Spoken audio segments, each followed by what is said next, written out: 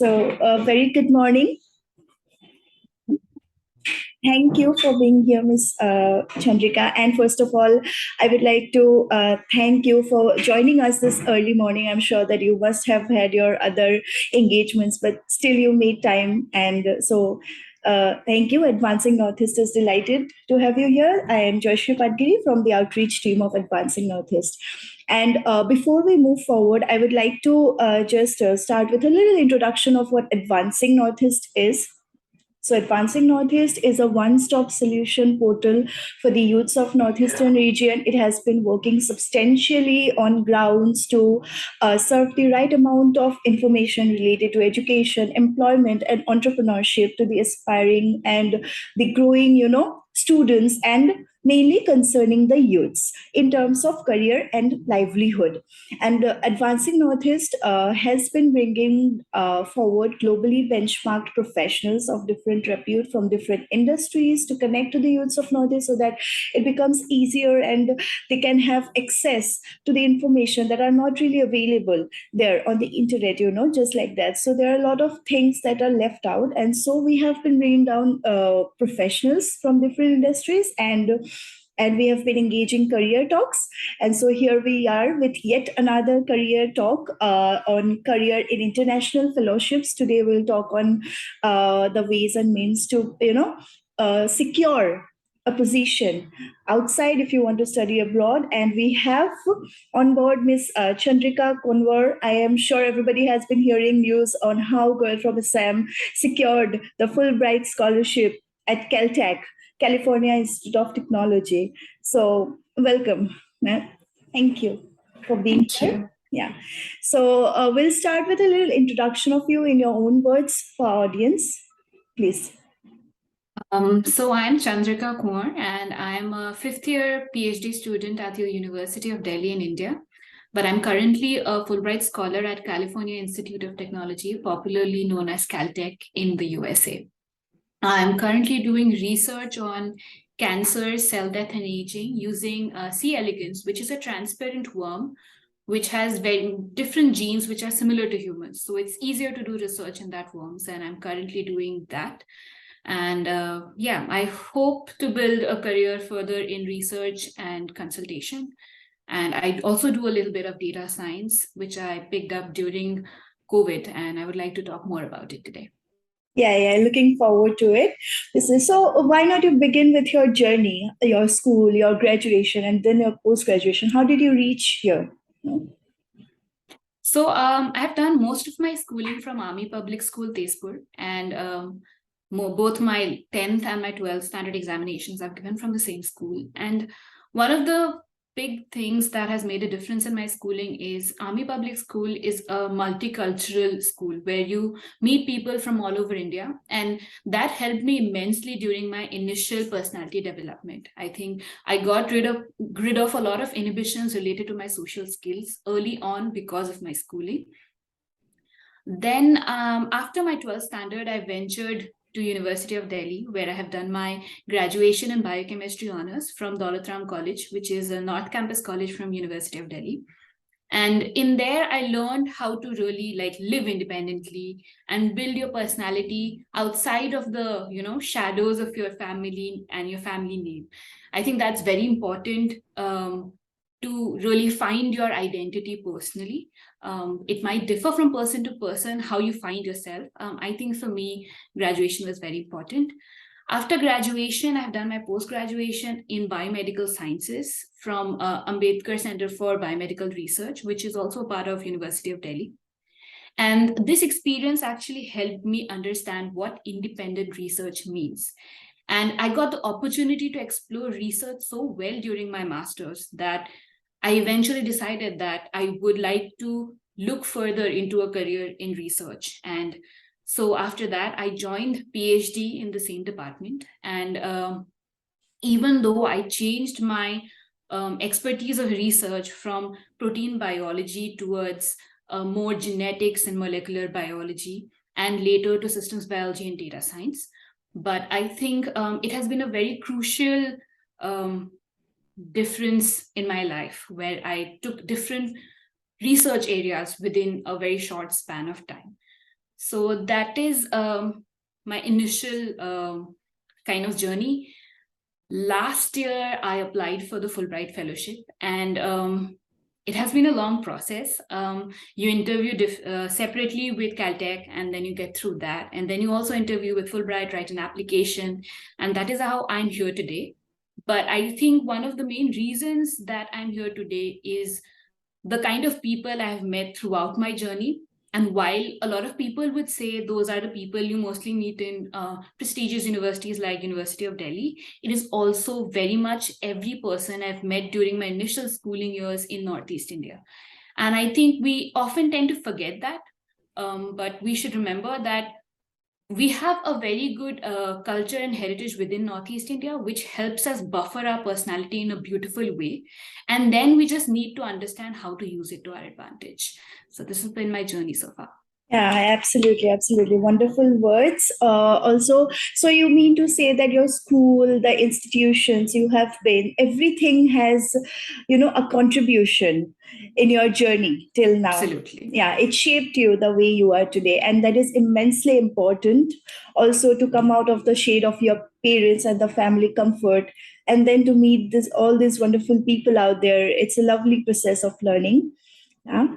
So, so you said that your university, your post graduation, that mainly was, that attracted you to the research sector, and that is why you did multiple, you tried multiple fields in a short span of time. So, why don't you, just tell us a little brief about the sector, about mainly what you have been doing now, like the skills required, the subjects, the top colleges. Like you have been to one of the most top institutions, but if the everybody watching us, what would you like to tell them? Where to apply and the process. For anyone who is starting out, I would say you need patience. You need zero skills, but you need a lot of patience, because every skill that you might need along the way, you can build it. And eventually, through your journey, you will build it. Today, if you want to learn communication skills, there are workshops, there are platforms online, everything is available at the tip of your fingers. But you have to know how to use that technology to your advantage. I see a lot of people are interested in scholarships like the Rhodes Scholarship, the Commonwealth Fellowship, the Fulbright Fellowship. But what they usually do wrong in this process is, suppose the application is open, they will start then, and then the deadline is coming up and they are not planned well. And that is where you lose motivation, when you're not planned well. And finally, you either don't submit your application, or it is not in a very organized manner when you do so. So the idea is, use internet, make a list of what you want to be, where you want to go. Not everything will work out in your favor, but if you don't plan and do your research in advance, when the opportunity is knocking at your door, you're going to either miss it or you're not going to be prepared enough to take it. So that is one very important, I think, skill that you need to build, is how to do your own research. Depend on your school, your college, your university to give you all the resources. We are a huge population in India. We need to learn to support ourselves, because we cannot always keep saying our school did not do this, our college did not do this. What did you do? You had internet at your so that is very important. The rest of the skills, like analytical skills, communication skills, data analysis skills, you can all develop through courses which are freely available online. You can attend webinars, which is a blessing of COVID, I think, is you have so many webinars happening every single day.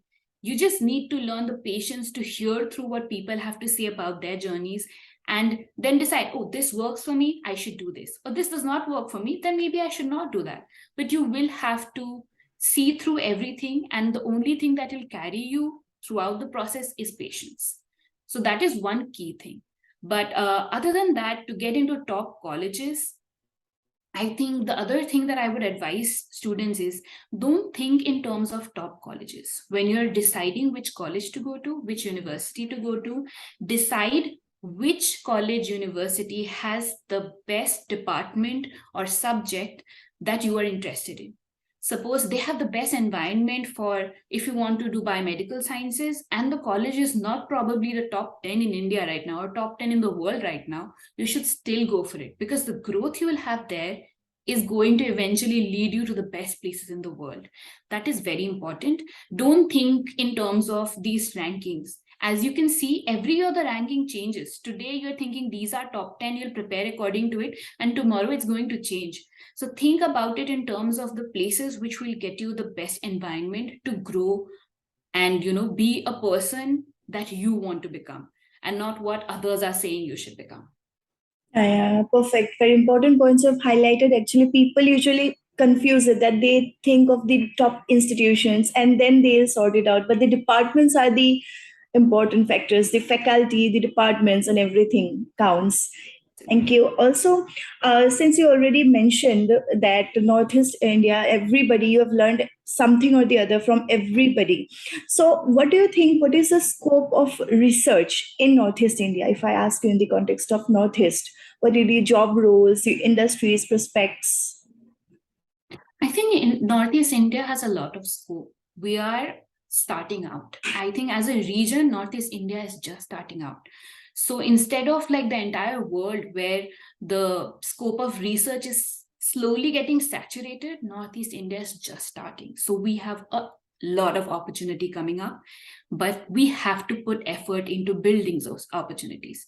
We'll not get everything on a platter, but we have to, make it happen for ourselves and for our peers and our colleagues and our family. Because if we don't do it at the starting phase, it's difficult for you to have everything organized and available. There is immense potential for medicinal plants and indigenous herbs in Northeast India, where research can be done for biomedical sciences, biological sciences. There is so much scope in natural resources in Northeast India. So I think slowly the government of India is also tapping into those directions. And as people and citizens of the country, we can only contribute by not just creating opportunities for ourselves, but also by creating it for our community and for our people. The only thing I do see as a small disadvantage while we are talking about research in Northeast India is the supply chain logistics. Sometimes when we order something, a lot of the chemicals and instruments that come for research are from foreign countries. And when we order it in Delhi, suppose, it still comes in a few months. But in Northeast India, it takes even longer because of the transportation issues.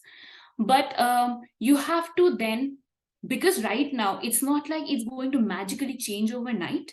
So if you are a person who's doing your research from Northeast India, you need to learn to plan around it.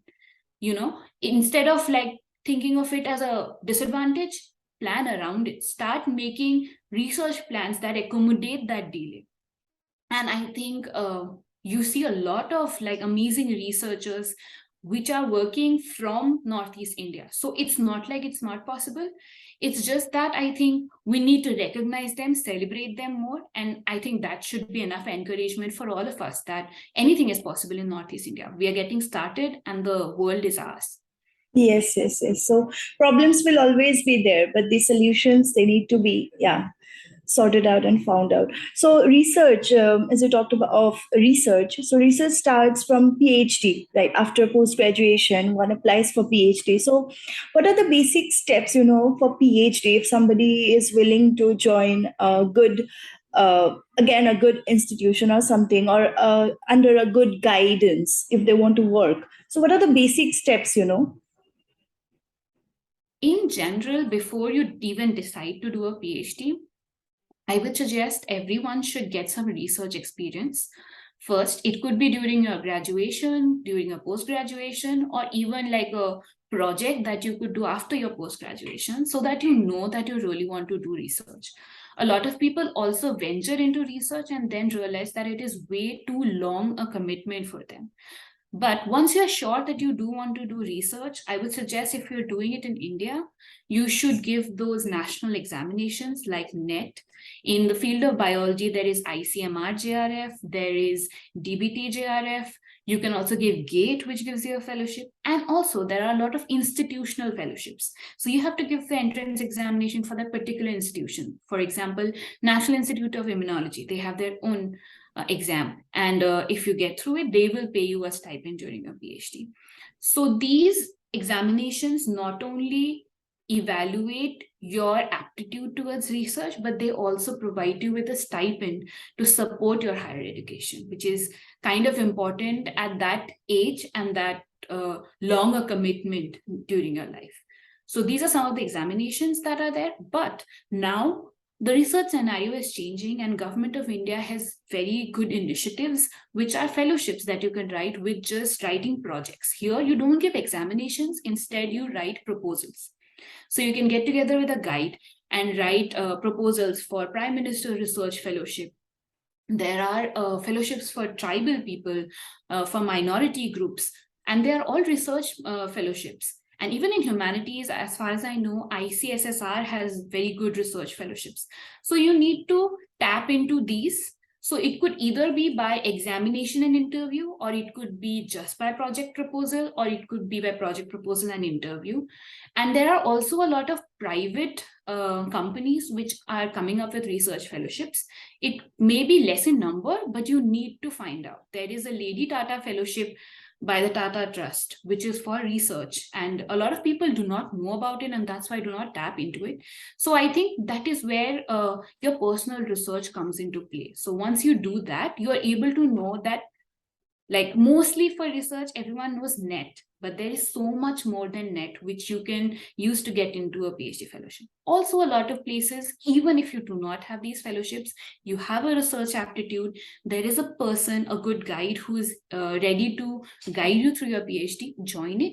You will have a smaller stipend in the form of the institutional fellowship, but if you're dedicated towards research, that is not a bad option. That is how I started as well. So it is not a bad option if you are sure about research, but you should know that.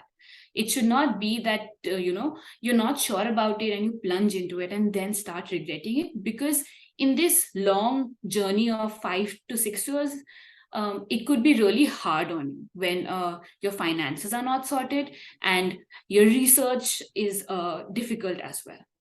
Yeah, I think information dissemination is a major challenge sometimes that people or students have to face because it's so scattered. Like information is everywhere, but they do not know where to access it from, which is the right one. They do not know how to differentiate it, and that is why the problems arises. But yeah, totally, you have pointed out very important pointers. And also, like you mentioned that for fellowships you have to prepare proposals, so it's different from the PhD thing, right? So what is the basic difference, because people do not even know that what a fellowship is. So how would you like to So define see, it? fellowship would be if you're giving a NET examination, there is a syllabus for it. You study, there are exams, you tick the right options, and based on your score, you're selected, and then you get a fellowship when you start a PhD. That is how it usually works. But the other lateral ways are you write a project proposal. So when you're writing a project proposal, it will be something that your guide, who is ready to supervise you during your journey, and you agree upon as a project that will have potential to give some application. Perhaps it is always a great idea to look into translational aspects instead of like very basic research projects. You can do that when you have a NET fellowship. I feel strongly that when you're applying for through the project proposal route, you should have a more translational project. No doubt, even basic research projects are funded, but if you have a more translational project, it is more likely that it will get funding. So once you get the funding, you just start working on that research. Sometimes the requirement is you should be registered for PhD, and then you can start getting your stipend. So that is how you apply via project proposal. Yeah. Okay, so I have a personal question here. So all of this research is happening, everywhere. Students are joining, more and more students are joining into this field. So have you personally seen any fruitful results that comes out of this research? Because the research happens, it stays in the copies and everything, but does it actually have any effect on the society? Think you have to individually look at research as a training. It is a training in life. Other than that, it depends. Like sometimes there is direct application of that research. Sometimes there is indirect application of that research. It is a journey for a PhD student. That research is not supposed to be something that will get you a prize, that will go into the market, or that will become a news article tomorrow. It could just, the purpose of that PhD journey could just be your development. And you have to kind of accept that as well. Because sometimes, especially what you see in biology, you do hundreds of experiments and they fail. You might be able to publish a paper, you might not be able to publish a paper, but what you have to value and be proud of is, at the end of the day, you survived a journey of 5 years, and you have developed crucial life skills, which I think outside of PhD, it only develops with a lot of age and struggle, but a PhD is a very good life training. Other than that, there are a lot of researchers with application, but I think most of us, because what we read in newspapers and what we read in journals is mostly very application-based research, which has gone into market. Someone's designed a drug, someone's created a diagnostic test during COVID, and a lot of people start to look at it and feel like, oh, my research is not directly contributing to it. But you have to understand that as a community, you're building a research. So your resource is going to benefit someone else who is going to tomorrow maybe do something application based. You cannot take it to heart that every research has to be that application oriented. So I know it is difficult to sometimes think of it in those terms.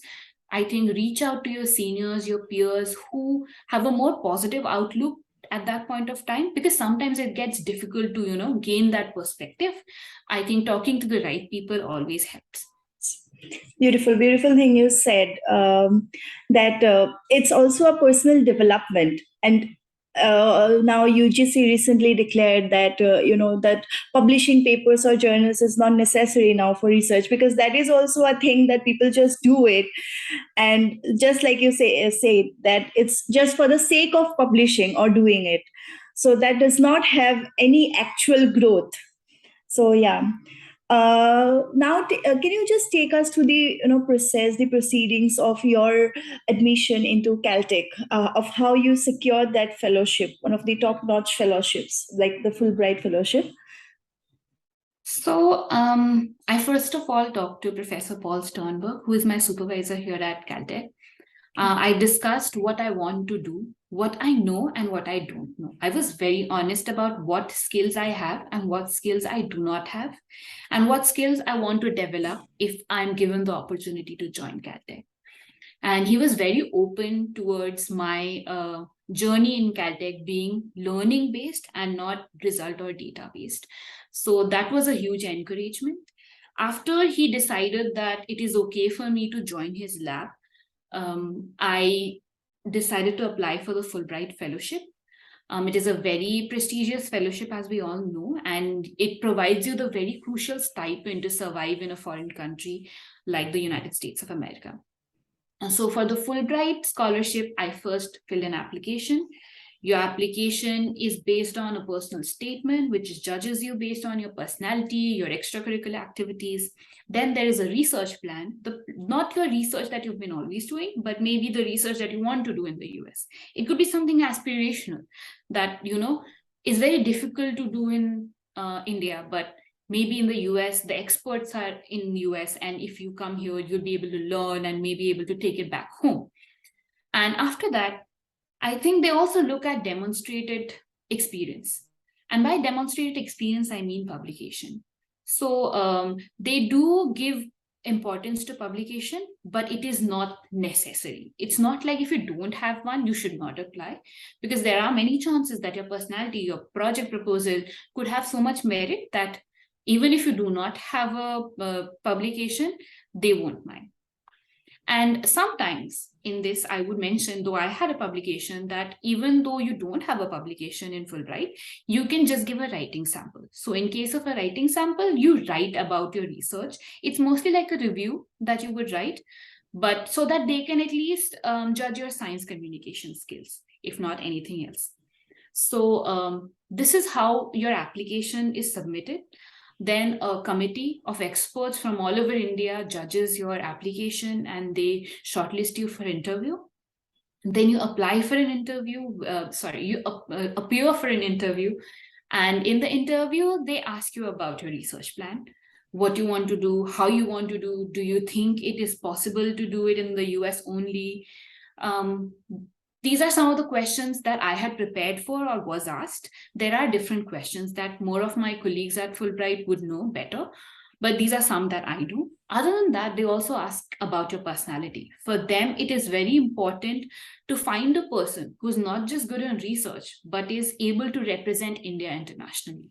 So they will also ask you questions outside of research, and how you present yourself at that moment is how you get selected. Finally, after you're selected in the interview, you give a TOEFL examination, which is completely sponsored by Fulbright. You don't have to pay a penny for it. And after you give the TOEFL examination, there is just a few qualifying marks that you need to get for it. After you're done with that, it's just a longer process of official paperwork, but I think you're sorted by then. Okay. So a lot of preparation, a lot of effort actually goes through the initial stages, right? So it has Yes. been some time now of yours being in Caltech. So how has it been there? Now, have you, has it met your expectations? There are two things that I'll highlight. Caltech is a great experience. I mean, I sometimes feel like if I could only bring my colleagues and my friends here, they would also like it so much more. The research environment, the kind of cultural diversity you see here, being able to speak as you want, having a good work-life balance.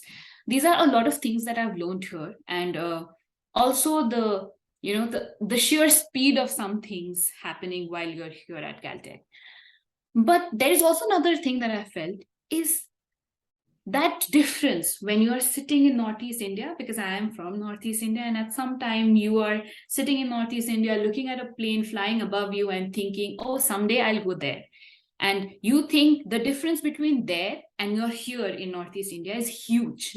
Like, once you go there, there's got to be that huge difference. And I don't know what miracles would happen there.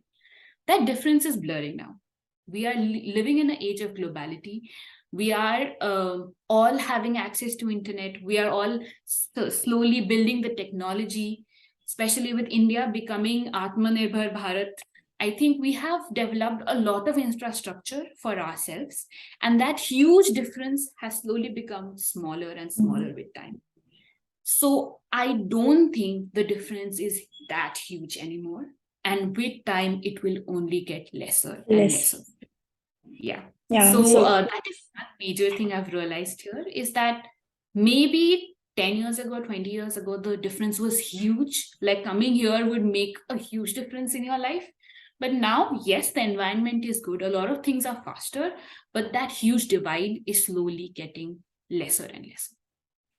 So we can only be positive about that, because there are students whom you will hear saying that they want to join a university abroad because it's outside India, because of that hip. They do not really know that what do they want to do in their life, or why do they want to go there, what do they want to study. They do not know of the institutions, but they just want to be there. It's like a very far-fetched dream for still a lot of northeastern people. So yeah, you have cleared a very important and crucial point that everybody needs to know, that we can be positive, that the difference is lessening with time. Yeah. Yeah. And also you have been working in the field of data science, right? So can you shed some light on it?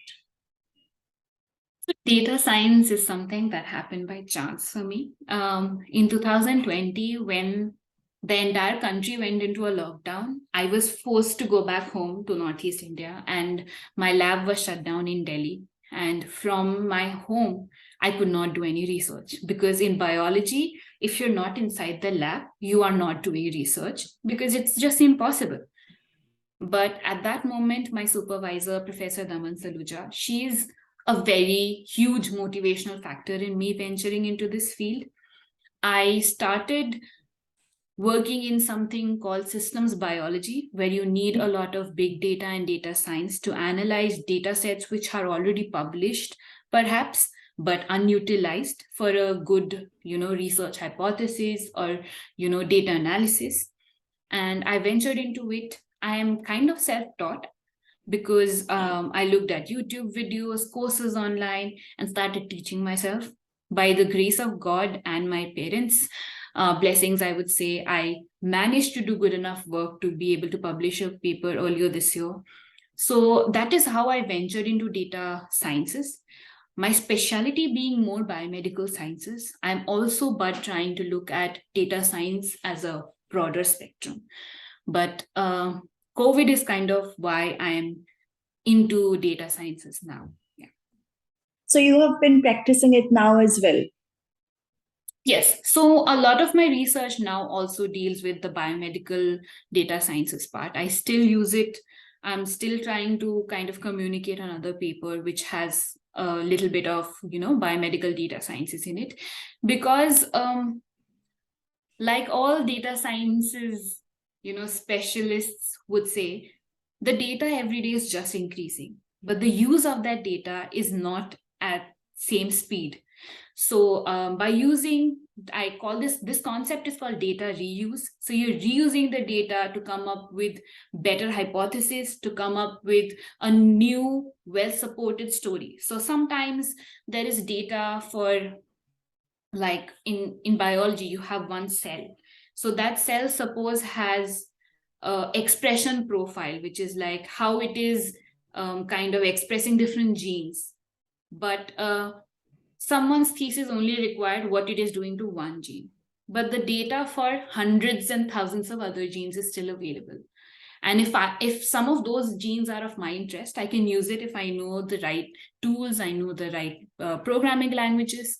That is what data science is, especially in the field of biomedical sciences, and that is what I have been doing so far. And I hope to, in fact, continue in that, because I think we need more people in that field. And I think the future is also a lot of biology and biomedical sciences, but with data science. Data sciences. So to venture into this field of data science, one do not need to particularly take up any specific subject or course, right? Like they can go into the field of research and then. Yes, I think you do not need a specific course. There are, if you're that dedicated, have the resources, have the funding, you can definitely take up data sciences. In fact, one of the best places to learn computation data sciences is IBAB in Bangalore. I think it is a very phenomenal institution of its kind in India. I mean, you don't even need to venture out if you're there. There are experts there. They run workshops, and they are PhD students, and sometimes even just graduated students who've done college, but they are experts in the field. So that is one place where you can start if you want to formally take a training. But there are online courses available. You just need to know how to use the data. You don't need a degree. I think that is the best aspect of data sciences right now, is because all of these programming languages and tools are open source. Anyone can learn and anyone can do that research. Nothing is licensed as such if you know basic data sciences. So I think you do not need formal training in data sciences to be a data scientist today.